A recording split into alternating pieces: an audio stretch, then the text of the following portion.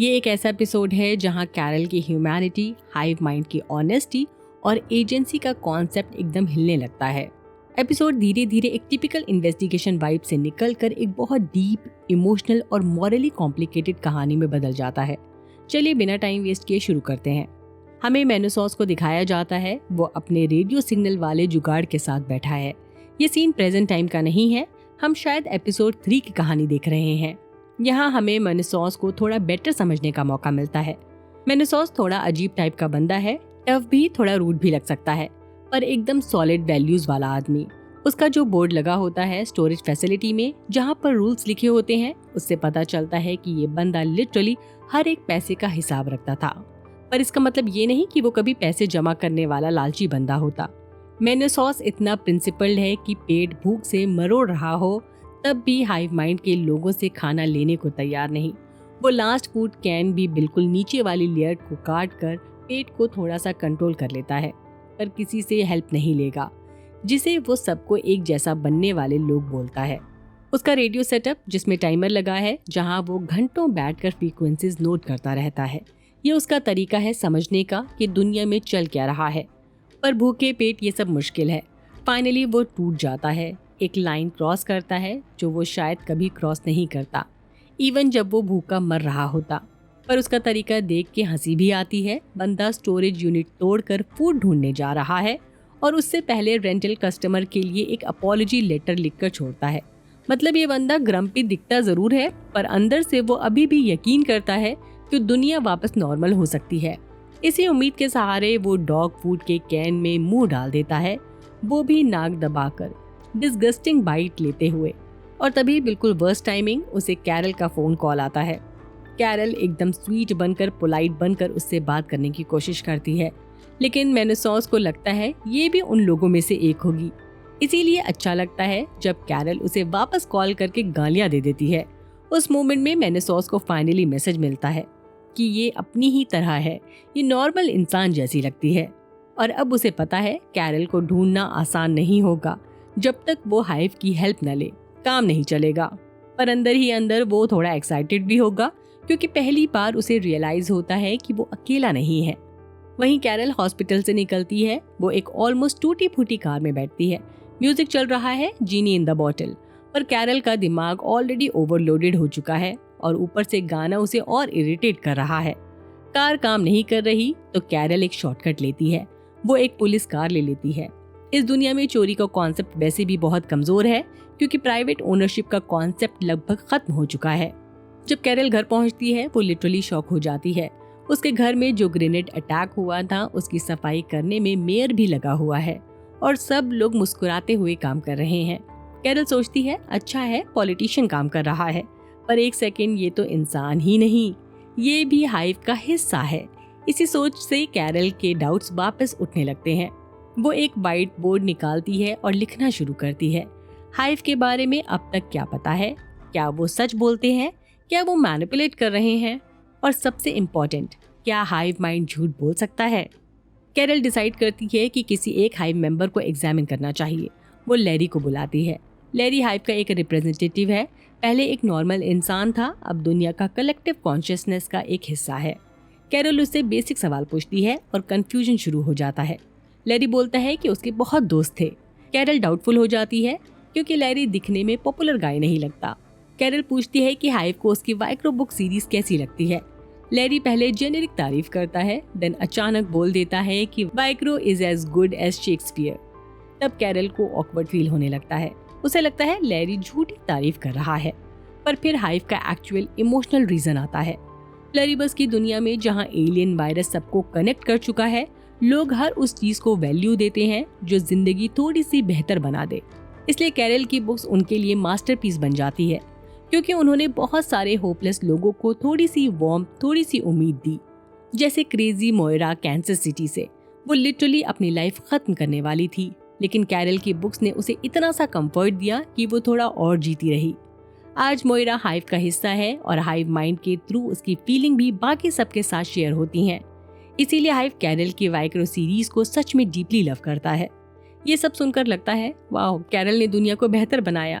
ये सुनकर कैरल को थोड़ा अच्छा लगता है, पर एक सवाल उसे अंदर ही अंदर खाए जा रहा है। हेलेन उसकी वाइफ, उसे उसकी बुक कैसी लगती थी। इसके लिए कैरल डायरेक्टली लैरी से पूछ लेती है, जो टेक्निकली हेलेन के थॉट्स एक्सेस कर सकता है। ये प्रैक्टिकली प्राइवेसी का सॉलिड वायलेशन है, किसी डेड पार्टनर के पर्सनल थॉट्स में झांकना। लेकिन ऑनेस्टली कौन नहीं जानना चाहेगा। फिर भी आयरनी ये है कि कैरल को अब भी एथिक्स की याद आती है। कैरल को जब भी एथिक्स की याद आती है वो सिर्फ तब होता है जब उसकी अपनी एजेंसी डेंजर में हो। एक्चुअली लैरी सच बताना नहीं चाहता क्योंकि रियलिटी थोड़ी हार्श है। हेलेन को कैरल की बुक्स बस हार्मलेस लगती थी, मतलब नॉट ग्रेट नॉट टेरिबल, बस ठीक ठाक।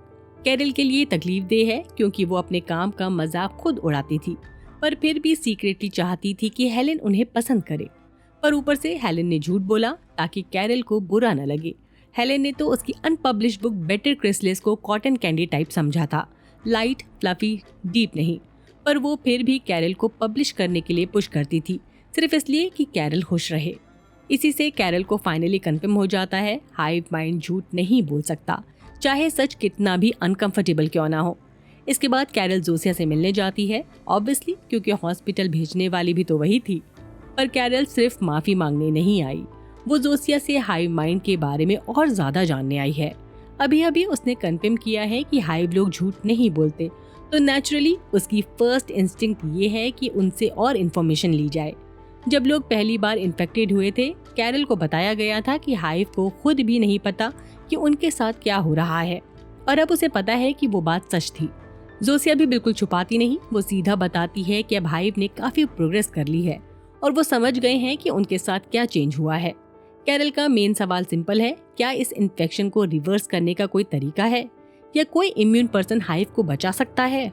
हाइव माइंड ऑब्वियसली अपनी खुशी खोना नहीं चाहता, वो लोग इस नई जिंदगी के मजे ले रहे हैं, इसलिए जोसिया ओपनली कुछ नहीं बता सकती। पर क्योंकि वो झूठ नहीं बोल सकती, उसका चुप रहना ही एक आंसर बन जाता है। कैरल समझ जाती है कि हाँ, एक तरीका है जिससे दुनिया वापस पुरानी जैसी हो सकती है, और इसी उम्मीद पर कैरल टिकी हुई है क्योंकि उसका अभी भी हाइव ज्वाइन करने का कोई इरादा नहीं। कैरल को सबसे ज्यादा जो चीज चुभती है वो ये आइडिया है कि लोग चाहते हैं वो किसी और जैसे बन जाएं, और ये बात उसके लिए डबल ट्रिकिंग इसलिए है क्योंकि जब वो 16 साल की थी उसकी मॉम ने उसे जबरदस्ती कन्वर्जन कैंप में भेज दिया था। तब वो बिल्कुल मजबूर थी और आज फिर से उसे वही फीलिंग आ रही है। यहाँ जोसिया की बात में भी थोड़ा लॉजिक है। वो बोलती है जब पूरी दुनिया एक ही शेयर्ड माइंड में कनेक्ट है तो लोगों ने दोनों तरह की जिंदगियां एक्सपीरियंस की हुई है, इन्फेक्शन से पहले वाली इंडिविजुअलिटी भी और इन्फेक्शन के बाद वाली हाइफ लाइफ भी। मतलब उनका चॉइस इन्फॉर्म्ड है क्योंकि उन्होंने दोनों version of life actually feel किए हैं। लेकिन कैरल ने कभी हाइव का एक्सपीरियंस लिया ही नहीं, तो जोसिया के हिसाब से वो एक ऐसी चीज को रिजेक्ट कर रही है जिसका उसे एक्चुअल एक्सपोजर मिला ही नहीं। Technically fair point, but Carol को इस रीजनिंग से कोई फर्क नहीं पड़ता क्योंकि उसके लिए बात सिर्फ एक्सपेरिमेंट करने की नहीं, अपनी इंडिविजुअलिटी को प्रोटेक्ट करने की है। कैरल को जैसे ही उससे हिंट मिलता है कि शायद चीजें फिक्स हो सकती हैं, वो फुल एक्साइटेड हो जाती है। सीधा फार्मेसी में घुसकर सोडियम थियोपेंटल उठा लेती है क्योंकि अब वो कुछ भी कर सकती है। वो बहाने से हेरोइन मांगती है तो हाइव माइंड फार्मासिस्ट उसे कामली ओपियोइड्स ऑफर करता है। ये सीन बिग फार्मेसी की हिपोक्रेसी को लाइटली रोस्ट करता है।